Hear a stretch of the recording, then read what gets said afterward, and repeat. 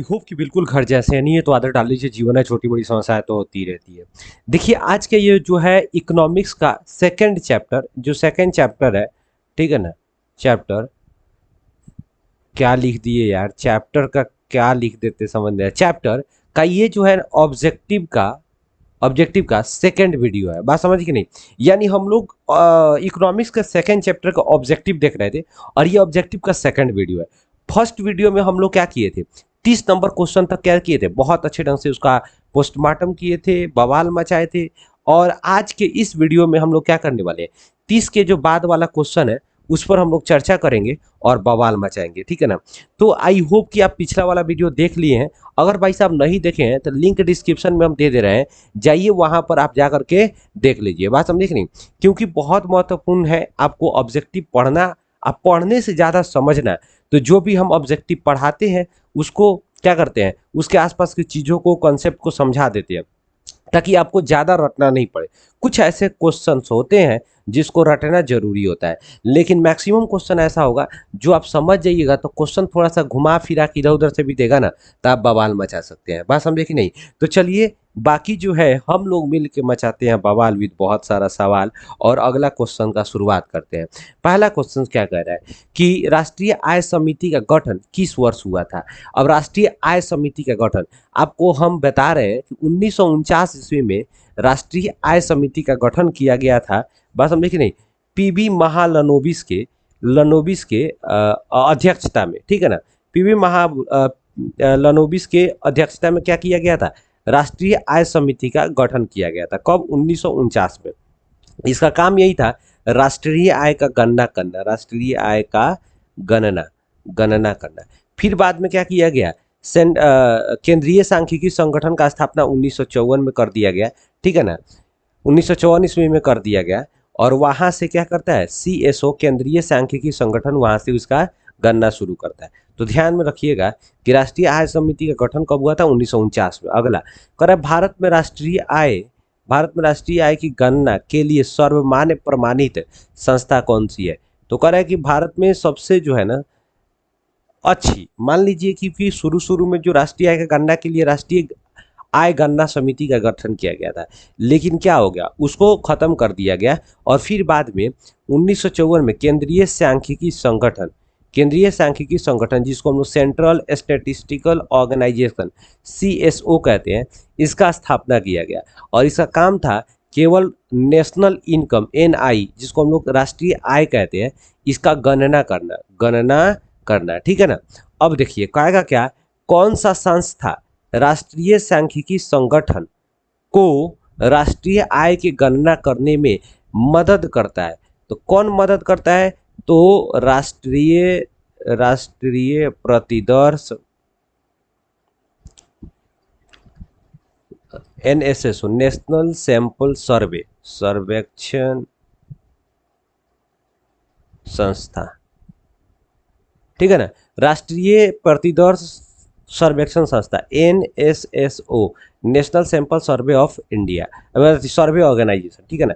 तो ये क्या हुआ था, इसका काम है मदद करना। किसको मदद करना है, केंद्रीय सांख्यिकी संगठन जो यहाँ पर संस्था है CSO, इसका मदद करता है किसके लिए, राष्ट्रीय आय की गणना के लिए, ठीक है ना। ध्यान में रखिएगा, कॉन्सेप्ट समझ करके करेगा। केंद्रीय सांख्यिकी संगठन का स्थापना कब हुआ था, तो याद रखिए केंद्रीय सांख्यिकी संगठन का स्थापना, देखिए आपको कॉन्सेप्ट थोड़ा सा समझिएगा। कहीं पे 1954 दिया रहेगा, कहीं 1951, देखिए तो 1951 ईस्वी में इसका स्थापना तो हो चुका था, लेकिन ये जो है ना कहीं कहीं ऑप्शन में अगर मान लीजिए 51 नहीं रहेगा, 54 रहेगा, तो 54 से जो है ना राष्ट्रीय आय की गणना शुरू कर दिया था। इसीलिए बहुत ऑप्शन में 1954 नहीं देता है, जबकि गलत है। 1951 में इसका स्थापना हुआ और ये काम करना कब से शुरू कर दिया था, 1954 से, बात समझे कि नहीं, दिमाग में रखिएगा। अगला बात देखिए करेगा, तीसा की भयानक आर्थिक मंदी की अवधि क्या थी।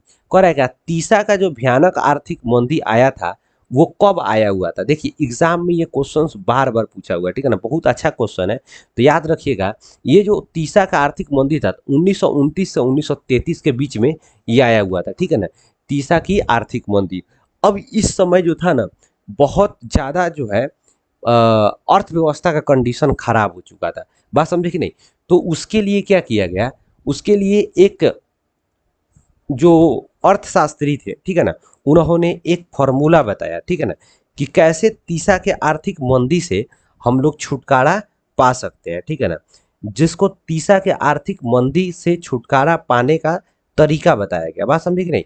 तो इस बात को थोड़ा सा आप ध्यान में रखिएगा, ठीक है ना, क्योंकि एग्जाम में पूछता है कि तीसा के आर्थिक मंदी से छुटकारा पाने के लिए किस अर्थशास्त्री ने सुझाव दिया था। तो याद रखिएगा, प्रोफेसर केन्स। क्या याद रखना है? प्रोफेसर प्रोफेसर केन्स, केन्स महोदय। प्रोफेसर केन्स ने तीसा के आर्थिक मंदी से छुटकारा पाने के लिए एक फॉर्मूला बताया। करेक्ट है। दादा भाई नौरोजी ने अपनी पुस्तक भारत की प्रति व्यक्ति आय वार्षिक आय कितना का अनुमान लगाया था? तो 20 रुपया का। दादा भाई नौरोजी ने अपनी पुस्तक क्या लिखा हुआ था? Poverty and un British rule in India. कब? 1868 में ये छपा, और इसी में दादा भाई नौरोजी ने पहली बार, बात समझे कि नहीं, इन्होंने भारत के राष्ट्रीय आय की गणना किया था, और वो बताए हुए थे 20 रुपया, ठीक है ना, यानी साल भर में एक आदमी 20 रुपया कमाता है। अगला क्वेश्चन, दादा भाई नौरोजी ने अपनी राष्ट्रीय आय का अनुमान कब लगाया था? तो याद रखिए 1868 ईस्वी में। अगला क्वेश्चन, 2013-14 में भारत की प्रति व्यक्ति आय कितना था? तो याद रखिएगा 80,388 रुपया। ये दशमलव नहीं है, 80,388 रुपया, दिमाग में रखिएगा। ये दशमलव दिया गया है, दशमलव है नहीं। अगला क्वेश्चन कर रहा है पोवर्टी, अभी वही जस्ट बात कर रहे थे, poverty and un British rule in India किन की रचना है? तो दादा भाई नौरोजी की रचना है, ठीक है ना।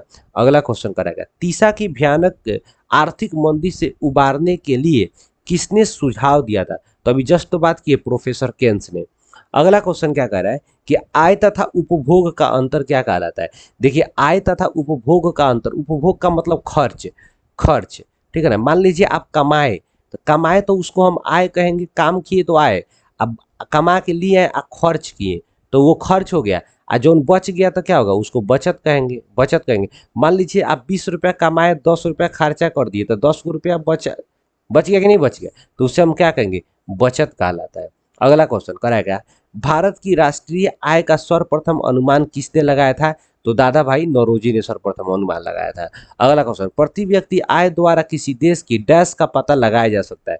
देखिए, प्रति व्यक्ति आय के द्वारा किसी भी देश के आर्थिक संपन्नता, यानी वो देश आर्थिक रूप से विकसित है, अविकसित है, कैसा है, इसका पता लगाया जा सकता है। देखिए क्या कर रहा है नया क्वेश्चन, यहाँ पर देखिएगा, कर रहा है नए आंकड़े के अनुसार अमेरिका का प्रति व्यक्ति आय क्या है? तो याद रखिएगा 2009 के अनुसार अमेरिका का प्रति व्यक्ति आय $46,040 था, डॉलर था। बात समझे कि नहीं?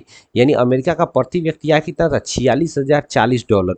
अगर हम बात करें इसको अगर रुपया में, तो अमेरिका का एक व्यक्ति का जो राष्ट्रीय आय है अभी वर्तमान के हिसाब से अगर हम लोग बात करें, तो ध्यान रखिएगा 46, मान लीजिए इसको अगर मान लेते हैं, तो हम अगर 7×5 = 35, 7×5 = 35, अगर 1 लाख की बात करें, सॉरी 1,000 की बात करें तो 70 रुपया, ठीक है ना।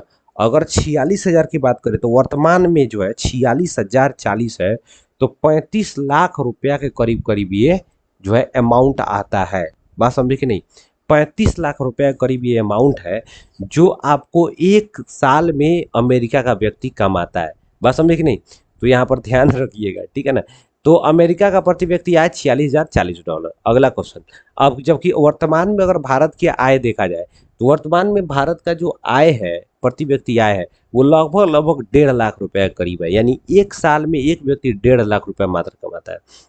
करेगा, प्रति व्यक्ति आय का आशय क्या होता है? प्रति व्यक्ति आय का आशय क्या होगा? वो एक तरह का औसत आय है। कैसा आय है? औसत आय। अगला क्वेश्चन करेगा, निम्नलिखित में कौन हमारे रहन सहन के स्तर को प्रभावित करता है? तो हमारे रहन सहन के स्तर को कौन करेगा? प्रति व्यक्ति आय करेगा प्रभावित। अगला क्वेश्चन, किसी राज्य के नागरिकों का जीवन स्तर निर्भर करता है शुद्ध राज्य घरेलू उत्पाद पर? बिल्कुल नहीं। सकल घरेलू उत्पाद, ए एवं बी दोनों, इनमें से कोई नहीं। शुद्ध राज्य घरेलू उत्पाद पर, सकल घरेलू उत्पाद पर, शुद्ध राज्य घरेलू उत्पाद पर। सकल घरेलू उत्पाद पर, सकल में तो होगा नहीं यार, ठीक है ना। टोटल अगर हम बात करें तो शुद्ध राज्य घरेलू उत्पाद पे 46 का ए नंबर ऑप्शन होगा। सकल घरेलू उत्पाद में विदेश का भी पैसा इसमें रहता है, इसीलिए हम सकल घरेलू उत्पाद नहीं कहेंगे।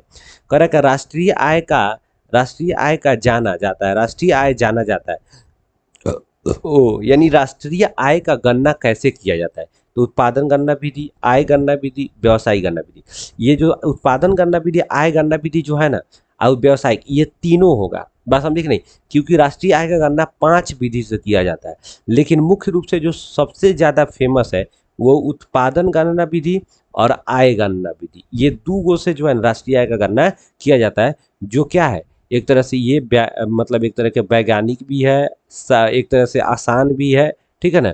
तो इसलिए सबसे ज़्यादा जो महत्वपूर्ण माना जाता है वो उत्पादन और आय गणना विधि दोनों को। अगला क्वेश्चन करेंगे, उत्पादन एवं आय गणना विधि सहज यानी आसान भी है, ठीक है ना, आसान भी है, वैज्ञानिक भी है और व्यवहारिक भी है, उपयुक्त तीनों है। आपको बताए थे जस्ट कि उत्पादन एवं आय गणना विधि जो है ना, इससे हम राष्ट्रीय आय राष्ट्रीय आय का गणना करते हैं, जो बहुत ही आसानी से हो पाता है। बात समझे कि नहीं, किस विधि द्वारा, उत्पादन और आय गणना विधि द्वारा। बाकी जो तरीका है, जो बाकी 3 तरीका है उसमें ज़्यादा सहजता, बहुत कठिनाई होता है, ठीक है ना, इसीलिए उसको ज़्यादा सहज वैज्ञानिक नहीं माना जाता है। करेक्ट, राष्ट्रीय आय कह रहा है यहाँ पर, राष्ट्रीय आय की गणना कितनी विधियों द्वारा होता है, तो याद रखिएगा 5 विधि द्वारा, ठीक है ना। अगला क्वेश्चन कह रहा है, समावेशी आर्थिक विकास क्या है, तो जब भी कहेगा समावेशी, यानी सम का मतलब बराबर, आवेशी का मतलब हो गया जो सभी लोग बराबर रूप से उसमें क्या है शामिल हो, यानी संतुलित, तो जब सभी लोगों को आवश्यकता के हिसाब से उनकी एक तरह से विकास होगा, तो एक तरह से उसे हम क्या कहेंगे, संतुलित विकास, समाज के गरीब वर्ग का विकास, समाज के पिछड़े वर्ग का विकास। यहाँ पर क्या हो जाएगा, ए नंबर आपका सही हो जाएगा, संतुलित विकास। इसलिए समावेशी आर्थिक विकास का अर्थ क्या हो जाएगा, संतुलित विकास। अगला क्वेश्चन, समाज के सभी वर्गों के जीवन स्तर ऊंचा होने को कहते हैं। अगर समाज के सभी वर्ग का जीवन स्तर ऊंचा होगा तो उसे हम लोग क्या कहेंगे, समावेशी विकास कहेंगे। अगला क्वेश्चन करा, राष्ट्रीय आय के सूचकांक में वृद्धि होने से लोगों के किस विकास में वृद्धि होगी। करा, राष्ट्रीय आय का अगर सूचकांक में वृद्धि होगा तो सामाजिक विकास होगा, आर्थिक विकास, क्या हो जाएगा यहाँ पर, आर्थिक विकास सही होगा। जब आय का बात किया जा रहा है तो आर्थिक विकास ना होगा। अब देखिए, अब जो यहाँ से हम लोगों का क्वेश्चन यहाँ पर जो है ना समाप्त हो जाता है, यानी आपका दूसरा चैप्टर, जो सेकेंड चैप्टर ऑब्जेक्टिव जो है वो समाप्त हो गया। अब इसको आप लोग आराम से एक नोट्स बना लीजिए, उसको याद कर लीजिए बढ़िया से, ठीक है ना, और उसको ख़त्म कीजिए चैप्टर को, बात समझे कि नहीं। और उसके बाद तीसरा चैप्टर अभी हम लोग बाद में लाएंगे। अब इसके बाद हम आपको पॉलिटिकल साइंस का वीडियो डाल रहे हैं, ठीक है ना, पॉलिटिकल साइंस का, जिसमें से हम लोग क्या करेंगे, जो भी महत्वपूर्ण चीज़ है उसको पढ़ेंगे। तो आई होप कि यहाँ तक वीडियो अच्छा लगा होगा, अच्छा लगा हो तो लाइक कीजिए, नहीं लगा हो डिसलाइक कीजिए, और दोस्तों के पास जरूर शेयर कीजिए, चैनल को कंपल्सरी सब्सक्राइब कीजिए, ठीक है ना, दोस्तों के पास शेयर कीजिए ताकि वो लोग भी पढ़े, और बोलिए सब्सक्राइब करने के लिए, ठीक है ना, ताकि मेरा भी कुछ भला हो जाए, ठीक है ना। तो चलिए मिलते हैं नेक्स्ट वीडियो में बवाल मचाते हुए, तब तक के लिए जय हिंद।